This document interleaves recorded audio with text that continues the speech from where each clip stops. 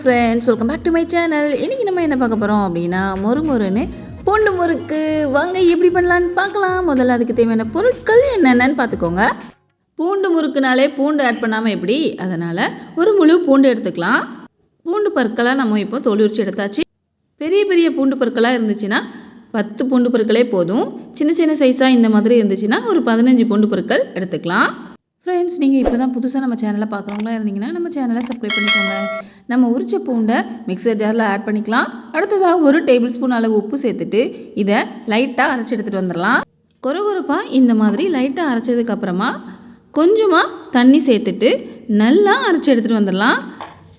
பாருங்கள், இந்த மாதிரி தண்ணியாக நமக்கு பூண்டும் உப்பும் சேர்த்து அரைச்சி வச்சுக்கணும். ஃபஸ்ட்டு இதை அப்படியே மாவோட மிக்ஸ் பண்ணி பிசைஞ்சிடலாம். அப்படி நம்ம பிசைஞ்சோன்னா ஜீரகம் இல்லை எள்ளு போட்டு முறுக்கு சுட்டோம்னா எப்படி அது அப்படியே முழிச்சிட்டு நிற்கும், அந்த மாதிரி இந்த பூண்டோட சில அரைபடாத விழுதுகளும் அந்த முறுக்கில் முழிச்சிட்டு நிற்கும். அப்படி வேண்டாம் அப்படின்னு நினைக்கிறவங்க இந்த பூண்டு தண்ணியை நம்ம வடிகட்டி எடுத்துடலாம். பாருங்கள், இந்த மாதிரி நமக்கு பூண்டோட வாசனை உள்ள தண்ணி இருந்தால் மட்டும் போதும்.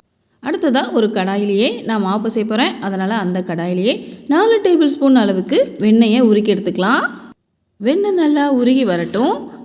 4 டேபிள் ஸ்பூன் அளவு வெண்ணெய் மட்டும் சேர்த்தா போதும்.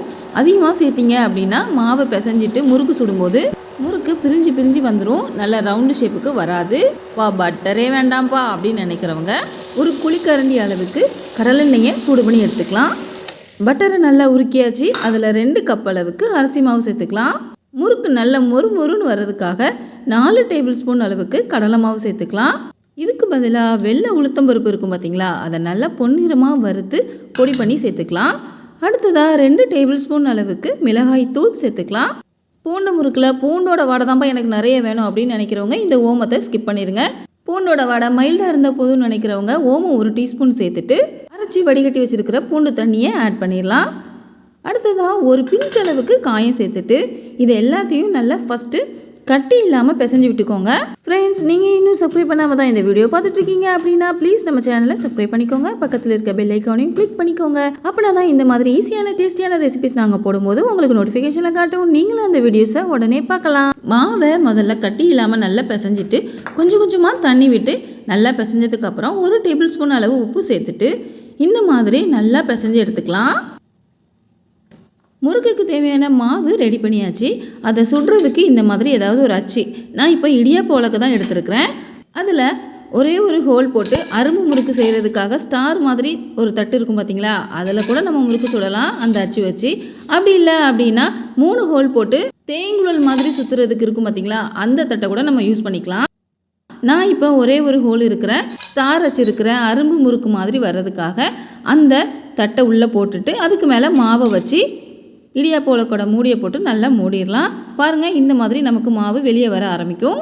நீங்கள் முறுக்கு சுடுறதுல எக்ஸ்பர்ட் அப்படின்னா டைரெக்டாக சுடுற எண்ணெயில் இந்த மாவை பிழிஞ்சு விட்டுறலாம். அப்படி இல்லை எனக்கு வராதுப்பா அப்படின்னு நினைக்கிறவங்க ஃபஸ்ட்டு இந்த மாதிரி ஒரு பிளேட்டில் நமக்கு வருதா அப்படின்ட்டு ஒரு ட்ரையல் பார்த்துக்கோங்க. இந்த மாதிரி மாவை ஒரு பிளேட்டில் ஃபஸ்ட்டே சுற்றி பார்க்குறதுனால மாவு இலகுவாக இருக்கா அப்படிங்கிறத தெரிஞ்சுக்கலாம்.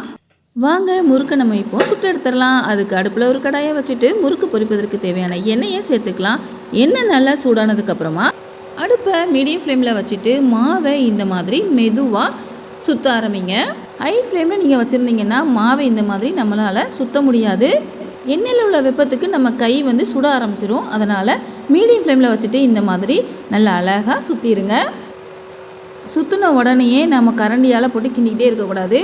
அந்த மாவு பிரிஞ்சு வந்துடும். நல்லா இந்த மாதிரி பபிள்ஸ்லாம் வர ஆரம்பித்தோன்னே அதை அப்படியே கரண்டியால் தள்ளி விட்டுட்டு பக்கத்துலேயே இந்த மாதிரி மாவை அடுத்தடுத்து நம்ம சுற்றி விட்டுடலாம்.